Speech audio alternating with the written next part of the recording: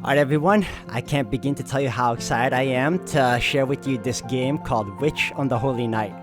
It's a visual novel made by Nasu Kinoko, the creator of Tsukihime and my favorite franchise series, Fate Stay Night. He also did a series, or a novel before it became a series, an anime for that matter, called Garden of Sinners or Kara no Kyokai.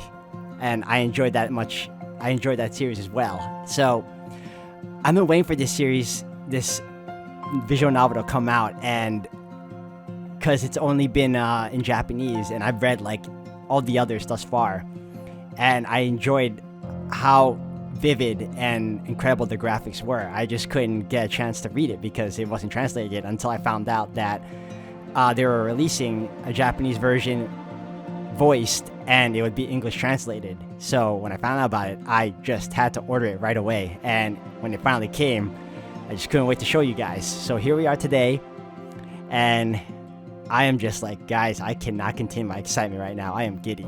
So if anything else, I want to thank you all for joining me on this one, because this is going to be a fun one, and I look forward to seeing this whole thing through. So if anything else, thank you again. Hope you all continue to enjoy.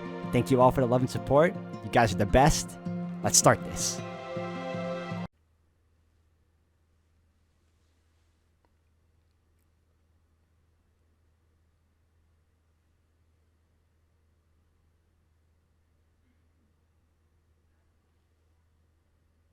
It was a winter's day 8 years prior when it happened.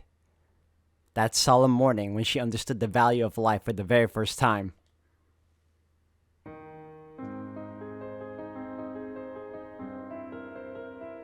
Her home was nestled on the side of a mountain. Around it was nothing but inhospitable wilderness. She had no neighbors or childhood friends to speak of. Things like traveling to school or playing outside were more trouble than they ought to be. Indeed, with its pure water and bright stars, it was a place rich with memories, both frustrating and halcyon. That was only during summer, though. Winters in those mountains were extremely frigid, each morning more severe than the last. Her father would drive her to the train station. After waiting 10 minutes for the engine to warm up and the iced-over windows to clear, her father would save her his morning coffee, leaving her to venture outside and rev the engine. Out the front door she would go, traversing the garden with icy breath until she reached that old sedan. As always, she inserted the key, then started the ignition. The engine rumbled to life. Just as she proudly finished that humble task she had done so many times before, a shrill scream pierced the air.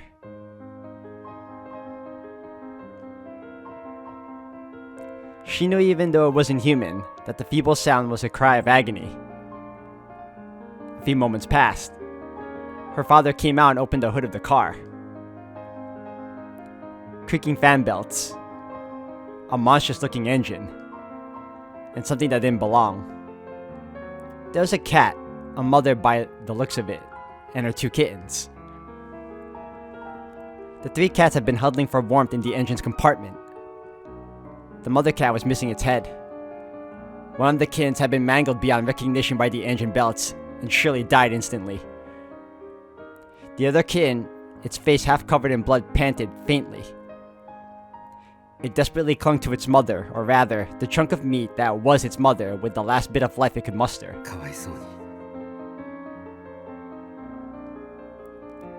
Her father lamented their plight. The previous night had been especially cold.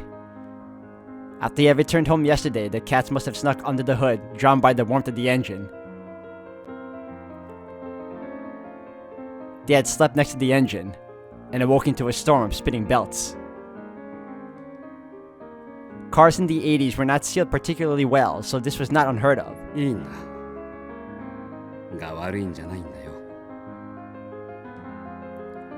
Her father's voice seemed distant. She could only make out a small tuft of the kitten's gray fur. The rest of it was caked in the blood of its mother and brother. I can see its skull, the fragile life of a speckled kitten. Trembling, and possibly blind, it continued to nuzzle against its dead mother's chest. 待ちなさい。 She took the kid into her arms and ran deep into the mountains to her grandfather's house. Was it because she was overcome with regret? Or was it the shock of grief? Years later, she still wasn't sure. Fighting back the welling tears, she burst into her grandfather's workshop. Her grandfather was a magician who could do anything. She had never seen magic. She knew that magic was a fantasy straight out of fairy tales, but so was her grandfather. She had to find him. He was the only one who could help. その子猫の運命を変えろという。 The cave-dwelling magician said indifferently. This kitten needs our help, she pleaded. Whether it was a simple task, or Herculean labor, her grandfather would not say. He simply granted the girl's childish wish like a machine.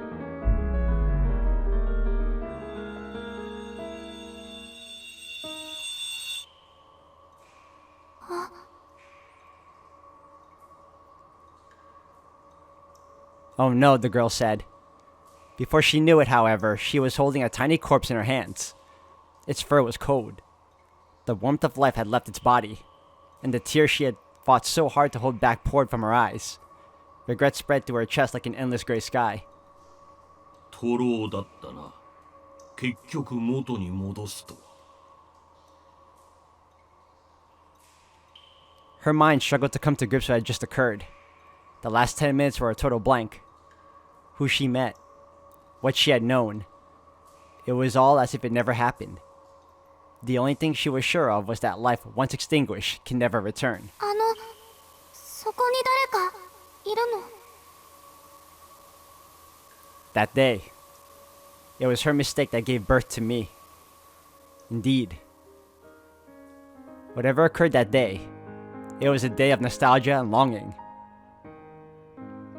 This is the fairy tale of 8 years ago.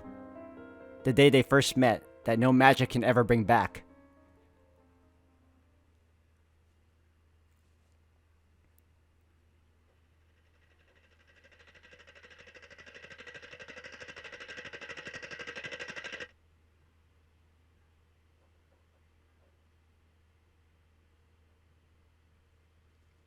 Arrogant, greedy, and able only to destroy, I must be a wolf. I don't have regrets. There's no looking back. If my pride has left you behind, my sincere condolences. But at any rate, I suppose it's my fate to die at the hands of a little Red Riding Hood.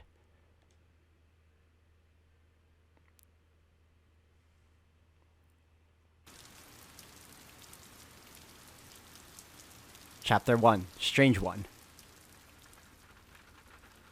It was a quiet morning. From her bed, she could see the sky was an ashen watercolor gray. The thermometer displayed 43 degrees Fahrenheit, a rather unforgiving temperature for November. Her stomach woke her up with a growl, pathetically reminding her that she had completely missed breakfast. But lazy mornings like today were, for her, a blessing. It was already well past 8 in the morning. On any ordinary weekday, tardiness would be unavoidable, but today, classes were canceled in commemoration of the school's anniversary. Gratefully, she had every intention of taking it easy for the first time in ages. Outside the window was a gloomy gray, and it reminded her more of evening than morning. It wasn't a pleasant morning by any stretch of the imagination. But having been up all night until just 3 hours ago, she couldn't care less about the weather outside. All she cared about was more sleep. As long as she could spend her morning in bed, what was happening outside was of no concern to her. Can I say how much I am enjoying the graphics of this game as well as the voice acting? Because prior to when it was first released, there was no voice acting in this game. You just had to read it, which is fine. I would have been fine with that too. But the fact they just decided to hire actors to play out and voice the characters, it's just all the more immersing. She shut the curtains, then closed her eyes and tried to let sleep reclaim her. せめてあと2時間ぐらいは凡庸な夢を見ていられますように。Blissful slumber found her soon enough. Her consciousness faded. However, Her simple request would be mercilessly refused. A faint but shrill sound lingered in her ears. It was the unmistakable ring of a telephone. Much to her chagrin, out of habit, her eyes popped open. こんな日に限って The telephone was situated in the foyer on the first floor. Answering it meant walking down a 30-foot corridor and going down a flight of stairs. In her sleep-deprived state, that distance seemed somewhere between incredibly far and astronomically far. The phone's incessant ringing continued. She knew the caller would eventually give up if she ignored it, but she chose to fight the urge. アリス出ないの She thought her housemate would get it, but she soon had to abandon all hope. The realization struck that her housemate did not have the day off from school and was likely in class at her prestigious little hilltop academy. The caller proved incredibly persistent. That persistence made the volume of the ringing seem even louder. もうせっかくの安眠を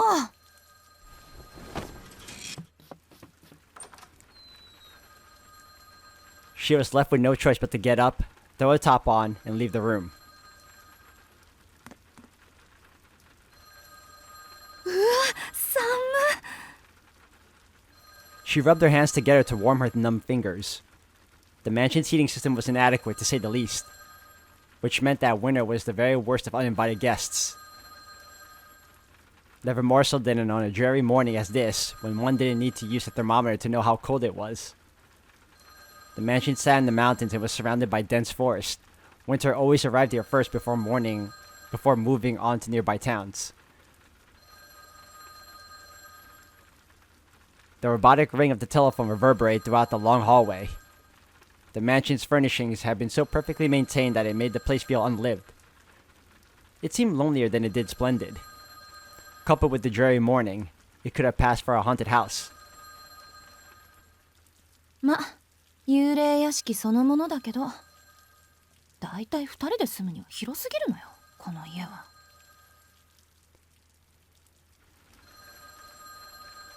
She counted more than 30 rings since it first began. The caller either had a lot of free time on their hands or had a good understanding of the house's circumstances. She had a strong hunch that it was the latter. The window above looked out onto a gloomy sky. She hastened to catch the unrelenting ring in the act as soon as possible, though she had a feeling that her happy morning might come to a close the moment she caught it. It was here that a series of incidents began. Apologies for the lack of romance in this tale, for whether it be objectively true or mere supposition. It is always from gloomy and unassuming beginnings that extraordinary events are set into motion.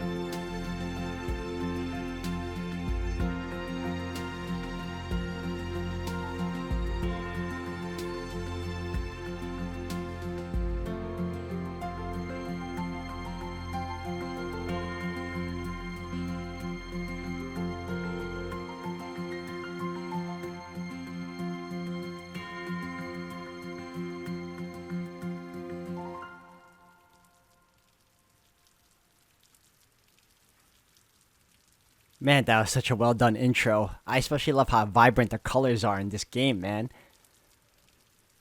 The rain had subsided somewhat by the time she reached the school gate. Sunlight seemed to be playing peekaboo behind the clouds in the distance. It looked like it might be cleared up by early afternoon. と言っても私には関係のない話だけど。 The weather reflected her luck. On top of being forced out of the house at such an early hour, she had to suffer through a winter rain. I'm getting a bad feeling about this.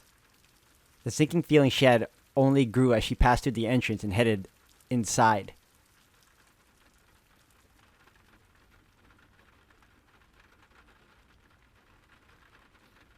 She didn't encounter any other students along the way. Nor did she see anyone taking part in club activities either. The reception desk to the faculty room simply read faculty closed. The school had given all of its students a day off, except those explicitly summoned like her. A fact that irked her more and more as the minutes passed. She opened the door to the faculty room and headed toward the desk she had visited a number of times before. The man at the desk wore a plain shirt and suit that were nonetheless neatly pressed. Slim frame glasses adorned his face, giving off an amicable yet cunning air. The mild-mannered image this mid-20s man presented clashed with the cigarette he smoked. He didn't appear to have noticed her yet. Yamashiro sensei. She closed the door with a bang. Showing no response to the sudden sound, Mr. Yamashiro lifted his head up.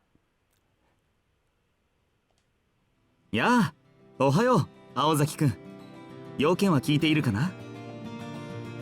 はい、1時間前に自宅で事前に何の相談もなく。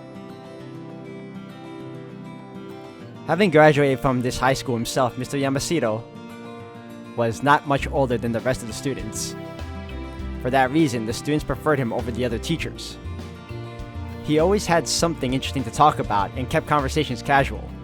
In fact, he seemed more like an older student than a teacher, but she unfortunately didn't share her fellow students' fondness for him.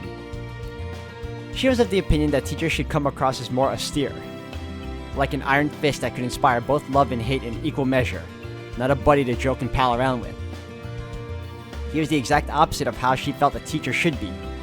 It was only natural that her manner towards him would be forced and unfriendly. Not that she'd ever been wired to make friendly small talk. はあ、今日もご機嫌斜めみたいだね、君は。それは先生の気のせいです。今日だけ特別という話ではありませんから。 The matter-of-fact answer perfectly matched the displeasure displayed on her face. Her bad mood from having to get up early and the tiredness from staying up late must have collectively made her look positively adversarial. そうならいいんだけどね。彼にはそう辛く当たらないでくれよ。僕らじゃ正直どう扱っていいかわからないところもあるし。先生、その件ですけど、私まだ詳しい話を聞かされていないのですが。 As Mr. Yamashiro met her piercing eyes, he finally understood the reason behind her tone and slowly put out a cigarette. 電話じゃあなんて聞いたの？転入生の紹介をするとだけです。理由も脈絡もない説明でした。 One of Mr. Yamashiro's eyebrows stood up, impressed with the brevity of her answer. He could see that she was angry, not because she had been called to school on her day off, but because she hadn't been told why she was here. Mr. Yamashiro chuckled sympathetically. 先生、これが笑い話ならそろそろ帰っていいでしょうか。いや、ごめんごめん、謝るよ。冗談じゃなくて真面目な話なんだ。ちょっと君の手を借りたくてね。本当に転入生の問題で？訳ありというか難しいというか。彼宗十郎くんというんだけど、ちょっといろいろとずれていてね。僕らが案内してあげるより同世代の君の方が適任だと思ったんだ。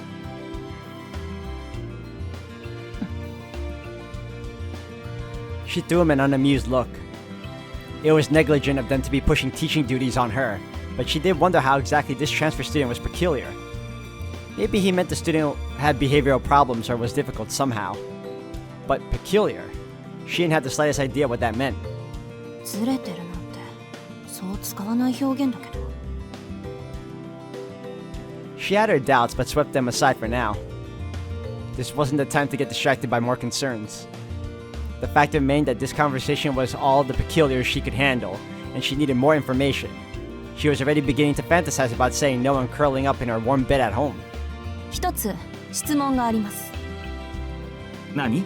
あ、学年は君と同じ2年生だよ。性格は落ち着きがあって人の話をよく聞くタイプ。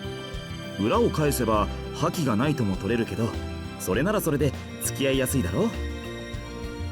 青崎くんとはクラスは違うけどきっと仲良くな。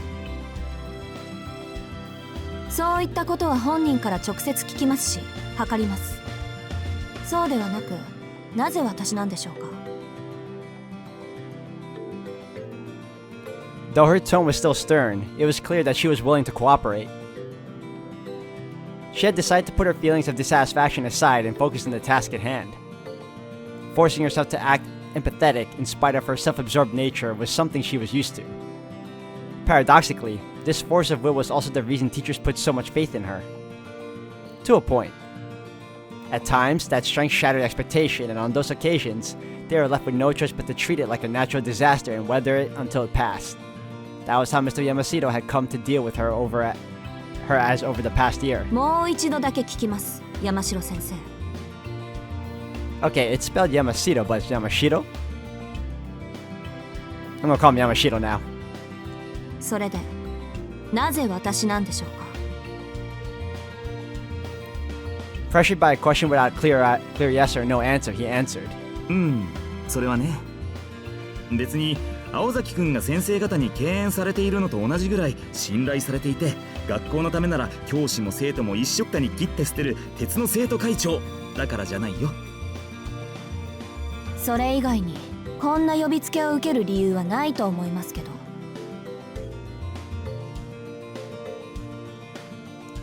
Her eyes did nothing to hide her disbelief as she glared at him. Strength far beyond that of an ordinary 17-year-old girl, coupled with the youthful beauty of one. Mr. Yamashiro let slip a genuine smile, admiring the miraculous balance of qualities. いや、責務だけでいいなら僕がやってるさ。この人選に関しちゃ教師や生徒会長といった役職も関係ないよ。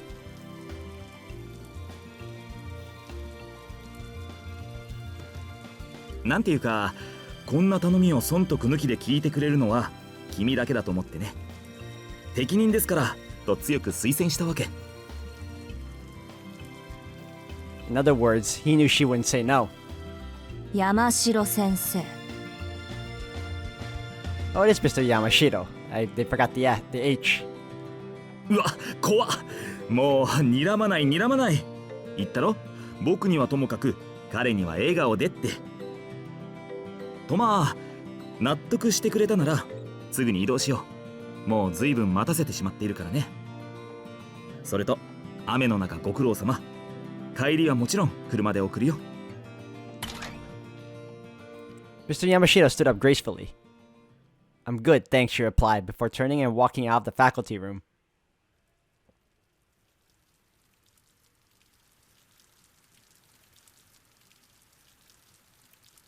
He had been waiting for about an hour. While he did, the rain shower lightened into a drizzle. His mind wandered as he listened to the sound of the raindrops.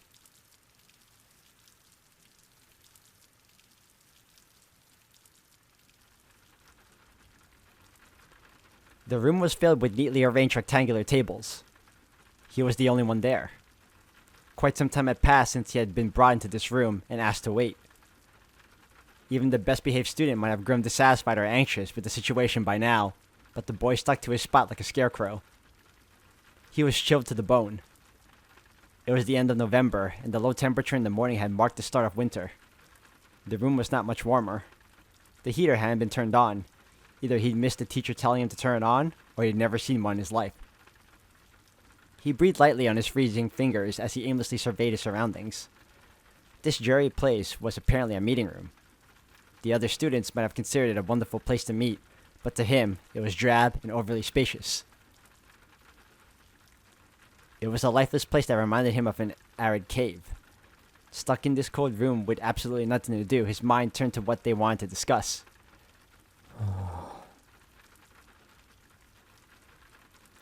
Unable to come up with a solid answer, he returned his attention to the sound of the rain.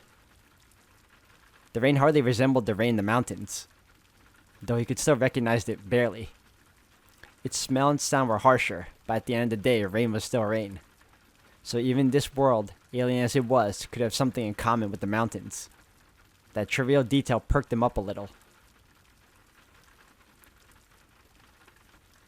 He liked how the town looked soaked in rain. Naturally, he preferred sunny weather, but he liked rain in its own way. The fog from the rain had soaked up the scent of the soil, and it reminded him of home. It was at times like these that he was able to numb the anxiety the city gave him. But then he let out a discouraged sigh. How pathetic. He'd already been here 2 weeks, and thoughts of his hometown still made him sad.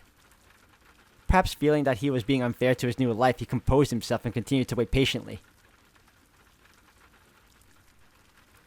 As if having a passion for distractions, his attention returned to the sound of the rain once more. Waiting like this didn't seem to be particularly hard for him. He quietly endured the numbing cold and the hour alone with calm, deep breaths. As the saying goes, good things come to those who wait. A strong point of his or not, he was astonishingly patient. It was certainly helping him out at this moment.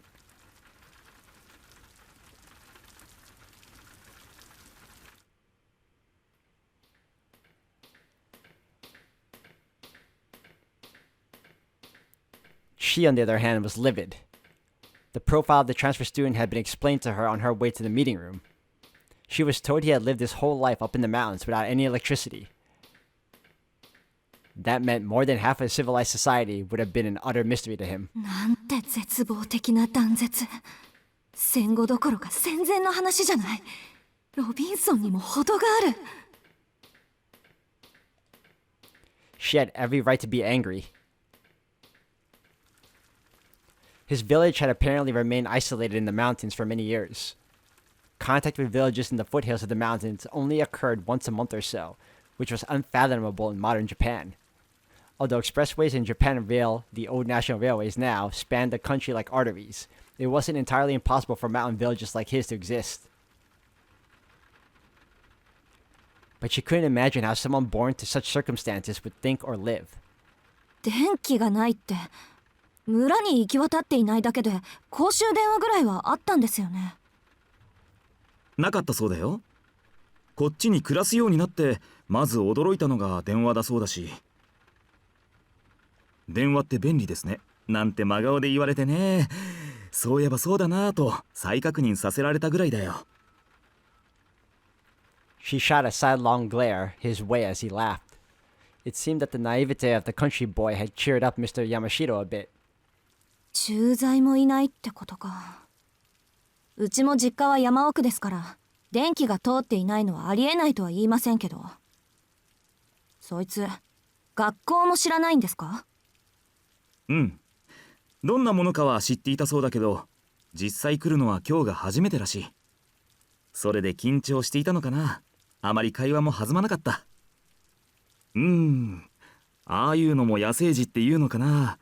狼に育てられた狼少年みたいな。あ、いや、探検隊の話だね。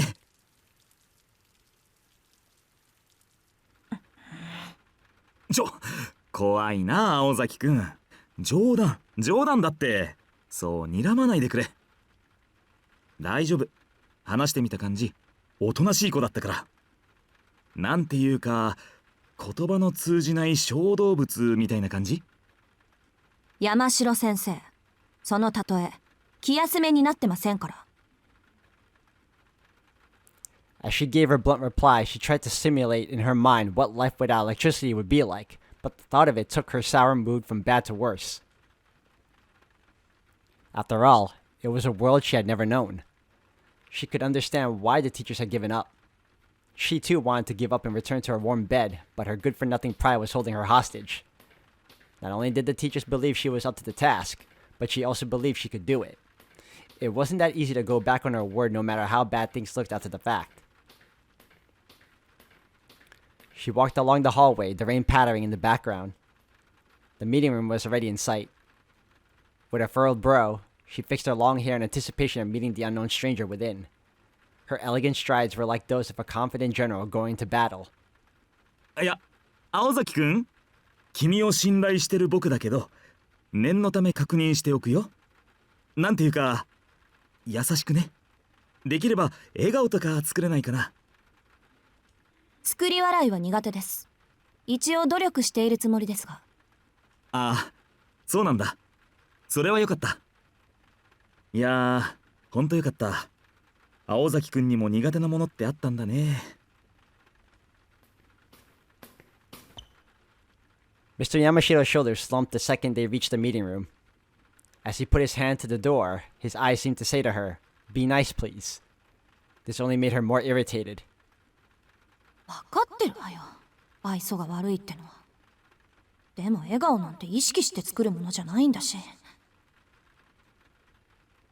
だいたいそういうインスタントな人付き合いなら飛び丸の方が向いてるって。She sighed about her social shortcomings, but then it occurred to her that being called into school on a day off while sleep deprived wasn't anything to smile about anyway. She also thought that the person responsible for this mess would be better off attending elementary school. It might not be his fault, but neither was it her duty or obligation to do the teacher's work for them. At the very least, they could have used their brains and organized all of this on a normal school day, another complaint she wanted to voice later. いや、というか敵。なんであろうと敵。悪いけど、情状酌量以前に敵。間が悪いのはお互い様っていうか、ほんと、なんでよりにもよってこんな忙しい時に。Her pounding headache from a lack of sleep had boosted her aggression by 10%. No matter how harmless the guy on the other side of the door may be, anyone who disturbed their sleep was the enemy. And just as she was reaching peak annoyance, Mr. Yamashita opened the door to the meeting room. The room slowly slid into view. She didn't care for formalities, just looked straight ahead and stormed into the room, and found herself face to face with the most unusual opponent. Before we go on, let's see from another perspective. Turning back the clock just a little. You don't have to do anything. For some, these words are a priceless luxury. For others, they are unbearable torture. For the proactive girl, it was definitely the former, though she'd be too suspicious of the motives of anyone giving her such a gift to accept it. For the passive boy, it was definitely the latter, a bitter thorn that made him homesick, though at this very moment his mind was still distracted with the wait for his face to reveal any discontent. He maintained perfect posture as he stared at the gray sky. He had already waited a whole hour, but figured they must have had their reasons for making him wait. And as long as he had the sound of the rain to soothe him, he could keep on waiting. でもそろそろ9時を過ぎるのか。どうなんだろ He had been vaguely keeping track of the time as he listened to the rain. Due to the holiday, the school building was completely silent, except for the patter of the rain on the window. The mood felt as damp as the air. It was then he heard the heavy clatter of footsteps approaching. う。よかった。忘れられているかと思った。He could hear two sets of footsteps, one heavier set belonging to an adult. He breathed a sigh of relief as the door slid open. すまないね。ずいぶんとお待たせしちゃって。The first person he saw was a man wearing glasses and an awkward smile. That's Mr. Yamashita, the one who brought me here. って、あれ？里中先生いないんですか？ひどいな。話し相手になってあげてと言ったのに。Mr. Yamashita scratched his head, looking increasingly apologetic. And then, from behind him, with a tight-lipped expression that made it clear that she didn't want to be there, a dark-haired girl with a determined look in her eyes appeared.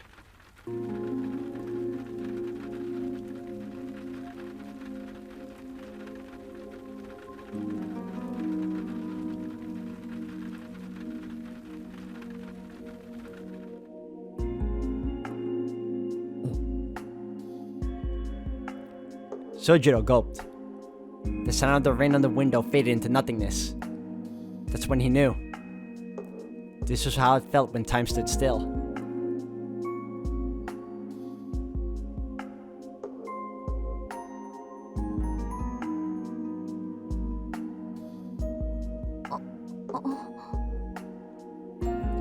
She blinked quickly a few times as if taken aback.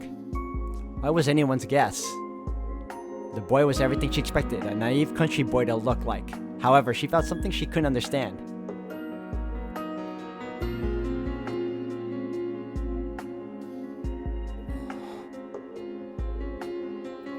His eyes widened slightly as if taken aback.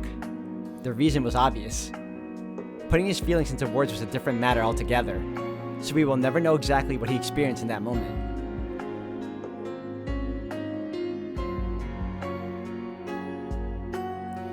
That's when it hit him.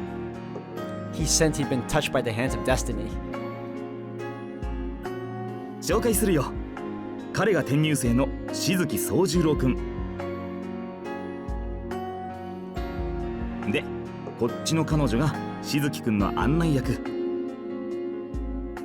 うちの生徒会長で休日を押して新しい仲間の案内役を買って出てくれた青崎青子くんだ。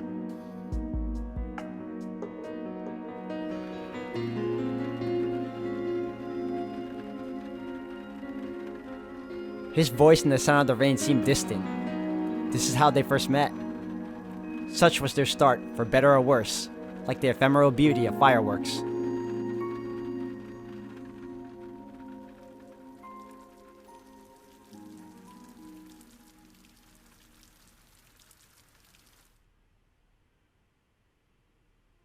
It was commonly believed among the students that Aoko was always in a foul mood. But this gossip was 90% prejudice, as Aoko simply didn't have time to be irritated 24/7.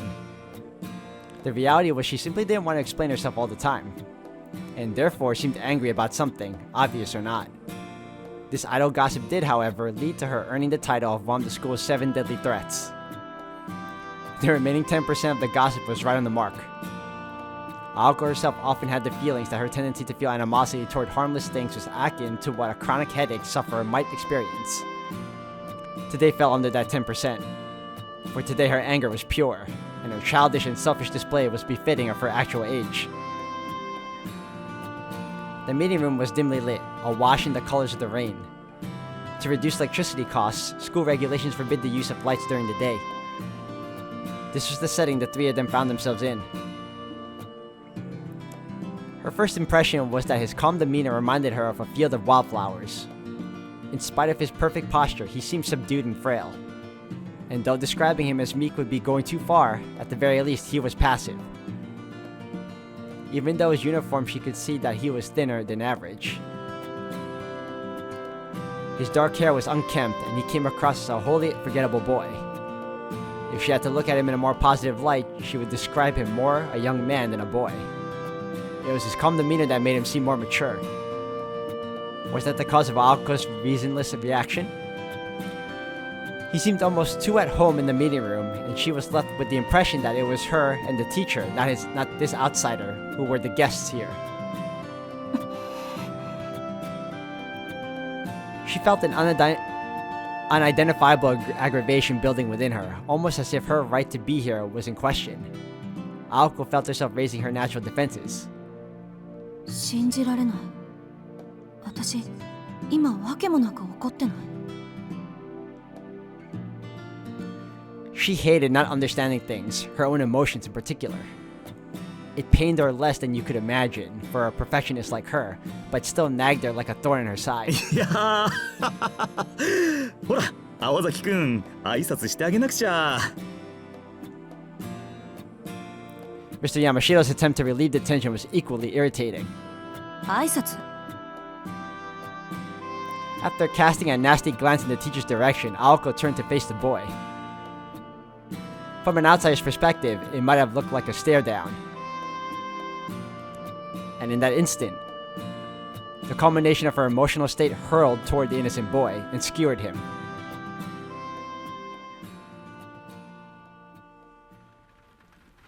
いや待たせたね静木くん。Hearing his name, Sojiro came to his senses. His stunned gaze shook loose. He took a deep breath to clear his head. Chalking it up to nerves, Mr. Yamashita broke out a smile and turned to the girl standing beside him. 紹介するよ。彼が転入生の静木宗十郎くん。で、こっちの彼女が静木くんの案内役。うちの生徒会長で休日を押して新しい仲間の案内役を買って出てくれた青崎青子くんだ。Having been introduced by Mr. Yamashita, the girl took a step forward. Her eyes were merciless. Her stare, an unspoken threat to violently trample her opponent. Sojiro, on the other hand, managed to keep his own composure despite the shock at how confrontational she appeared. He had never been greeted quite like this before, but supposed, mistakenly, that this was how people treated each other in the city. The exchange must have looked quite dramatic to an onlooker. A girl ready to brawl. An earnest country boy desperate to understand. It was a murderous limbo, especially for anyone in the room with them. Like Mr. Yamashita, for example. While he had thought he had made the right decision in choosing an honor student to help him out, she was in an inexplicably bad mood, and the tension in the air was undeniable. It was this moment that he realized his failure. His realization had come far too late. One false move, and this girl, for whom no problem was too large, would becoming a storm that would rock the very foundations of the school. Just as the almighty Joker card could bring either fortune or disaster, the sole teacher who had been present at the time would come to bear the blame for the scandal that ensued. いけてる。二人とも気は合うようだね。Wow, are you ever? So dense. I know he's saying this on purpose, but still. それじゃあ、僕はこの辺でいいかな。Mr. Yamashita laughed nervously as he crept toward the door. 僕は職員室にいるから終わったら来るように。いいかい、青崎くん。くれぐれもだぜ。なんていうか、生徒会長としての度量の広さをこの際僕に信じさせてほしいかな。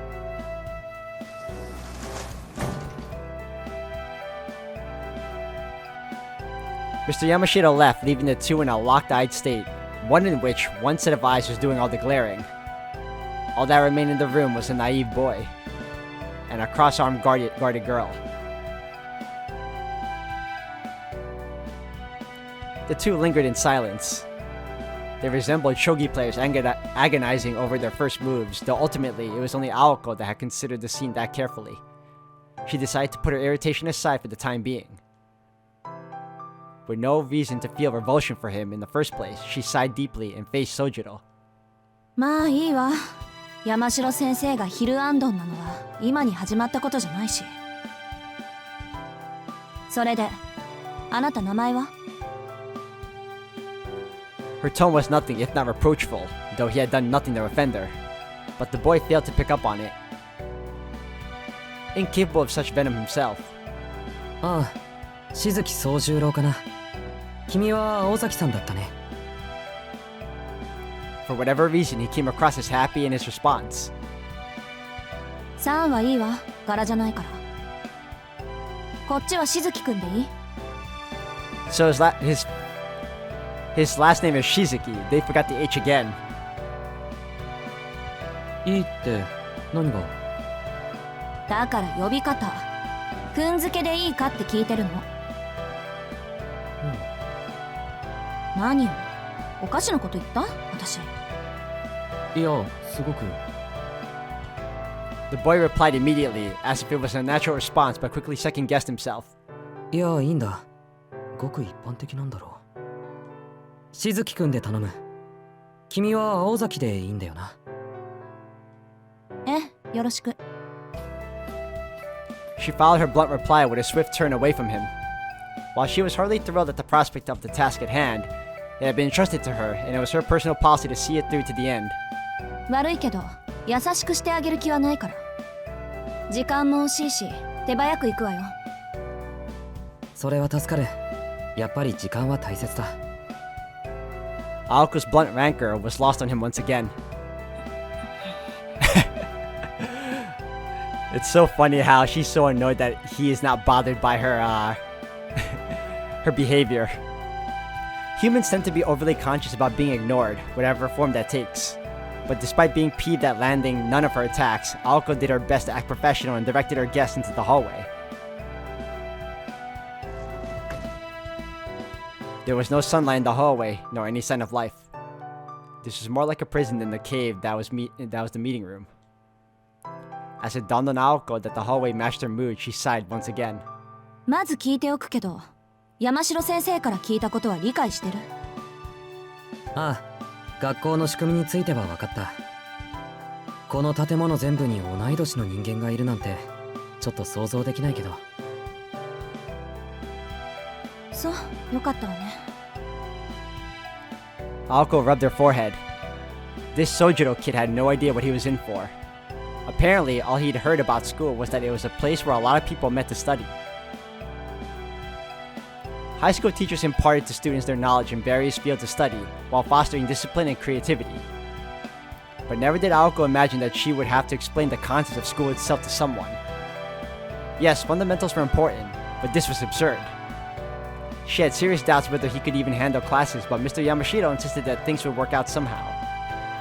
Sojiro had managed to pass the transfer exam after all. Barely. 私には関係ないけど。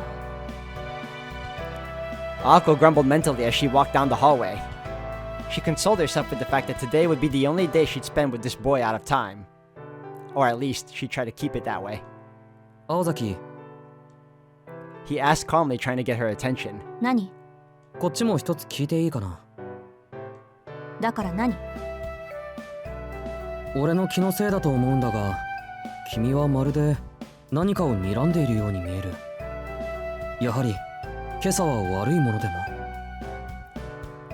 Very perceptive, sir. Very perceptive. Yes, you can tell she's not much of a morning person. His gaze revealed earnest concern, as if asking her if she'd remembered to eat breakfast.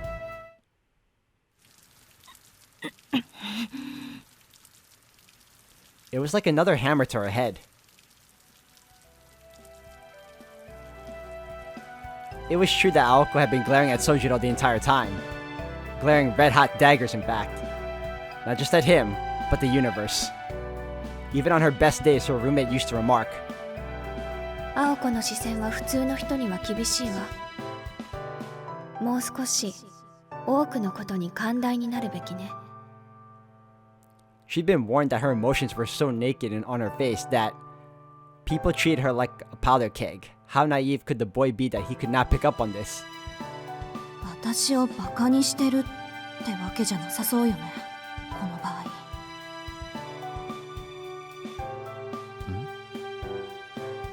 Even she found her own attempt to reassure herself unconvincing. It began to dawn on Aoko far too late that compared to her, this laid-back transfer student might as well have been from another planet. いいわ、言葉にしないとわからないようだから言うけど、まるでじゃなくてズバリそうなの。あなたの気のせいじゃなくて、私は視線で遠回しに感情を表現してたの。いちいち声に出すのも会話にするのも面倒だから。In response to her words, the Martian clapped his hands together. なるほど。どうしてそうしたいのかはわからないが、確かにそっちの方が手っ取り早い意思表現だ。Sojiro accepted her reasoning without argument, though he still had no idea what kinds of emotions she was trying to express. It was as if he could hear the words but didn't grasp the meaning. Ideas that should have connected were instead separated into blocks. 確かにずれてるわ、こいつ。Mr. Yamashiro's words made sense to her now. What was odd about this boy went way beyond naivety. I said naivety. A stranger in a strange land he may be, but it was only civilized to forgive him some jet-lagged induced confusion. じゃ、とりあえずあなたの教室に行くから。She had regained her composure. Sojiro raised his hand and stopped in his tracks. あと一つ。Aoko waited for Sojiro to continue. The boy was patient to a fault.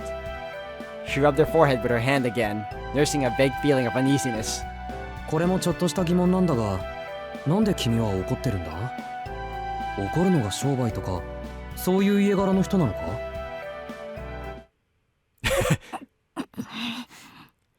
I love the facial expressions that Aoko's making. A long silence.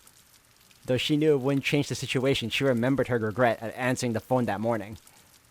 He meant no harm. She repeated this thought like a mantra in an attempt to keep her impulses in check. 別にあなたのせいじゃないから気にする必要はないわ。ただ、この一瞬とお昼まで眠っていた場合を計りにかけたら、あまりに利益の違いがあって頭を抱えただけよ。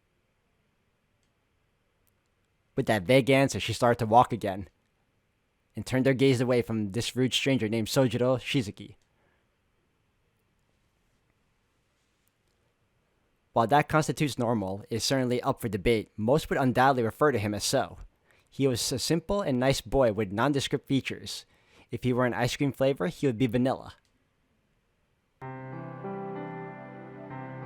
And Sojiro found Aoko to be very businesslike and full of life. There was a certain purpose to her movements as they began and ended in an orderly fashion. The way her finger raised when she pointed at things. The way she made her way across the hallways and classrooms. The way she would occasionally glance back at him to make sure he was keeping pace. Each and every movement was so impressive that he couldn't take his eyes off her. Aoko showed him to his homeroom Class C of the 11th grade. The room certainly displayed more of a human touch than the previous meeting room, but Sojiro was none the wiser as to its function. Aoko gave a brief explanation before they visited individual subject classrooms, as well as the gym, cafeteria, locker room, and school infirmary. Sojiro asked so many questions that much time passed before they reached the AV room on the second floor. まずいな。 Sojiro stopped, looking genuinely concerned. あと20分経つと1時だ。嘘でしょ？うちの校舎そんな広くないわよ。The tour had begun around 10, which meant that 3 hours had passed.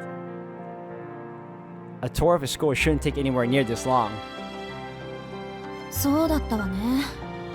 行く先々で根掘り葉掘り聞かれちゃ、そりゃ何時間でも経つわ。Aoko glared at Sojiro. She was being sarcastic, of course, knowing full well he would never pick up on it. To her surprise, he looked down, apologetically, unable to hide his dejection. なんだこいつ。ちゃんとしてるっちゃ。The guy before her now was nothing like earlier. In contrast to seeing his once impenetrable veneer when they first met, she found herself feeling sympathetic. Momentarily, at least, until her irritation returned in full force. で、何がまずいの？覚えることが多すぎてパンクした。なんて言わないでね。いや、それもあるけど、学校のことは別にして、1時になるとまずいんだ。Sojiro's gaze wandered as if worried about something. If he was worried about the weather, he would have a hard time seeing it as there were no windows in this hallway. へえ、時間を気にするってことは用事があるのね。そう。人の予定を引っかき回しておいて、自分だけ好きなようにやろうって言うんだ。なんだ、顔に似合わずいい人ね、君。いや、褒めても何も出ないぞ。誰も褒めちゃいないわよ。She yelled at him, unable to hold back her fury. でそれで一体何の用なの？ Sojiro's face lit up as he finally understood what she was asking him. そこは秘密にしておきたい。He said with a perfectly straight face. 慣れ始めたつもりだったけど、こいつのこういったテンポには失神しそうになるわ。Her frustration was natural. Still, she did everything she could to stifle her feelings and fake a smile. しずきくん？ That smile, if you didn't understand the context, would look sweet to others, but right now, it is a deadly smile. I love it. She took a step forward. 秘密だってば。Feeling the mood change drastically, Sojiro took a step back. And another. And another. No matter how many steps he took back, she kept edging towards him. She was smiling, but he thought he could see the blood boiling beneath her skin. これ最後の質問にしとくわね。あなた私をからかって楽しい？ He had no intention of mocking her, though at this point he doubted presenting any evidence to prove this would do much to erase that forced smile on her face. わかった。説明する。 His arms raised in surrender. She halted her advance and freed her face from the unseemly smile. 実は1時からアルバイトがあるんだ。でもここはそういうの禁止なんだろ？そうだけど、あ、禁止されてるから秘密にしようと思ったの？バカね。それなら許可さえ下りていれば問題ないわよ。知ってる。試験の時に許可はもらってる。へえ。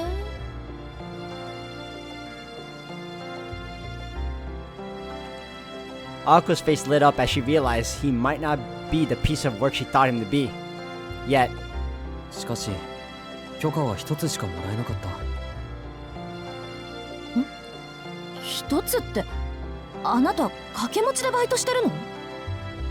これでも2件減らしたんだ。生活費だけで大変なのに学費まで稼がなくちゃいけない。なのに働き先は一つだけというのはあんまりだと思わないか？いや、あんまりなのはあなたの方だと思うけど。though still irritated, her opinion of him changed a little.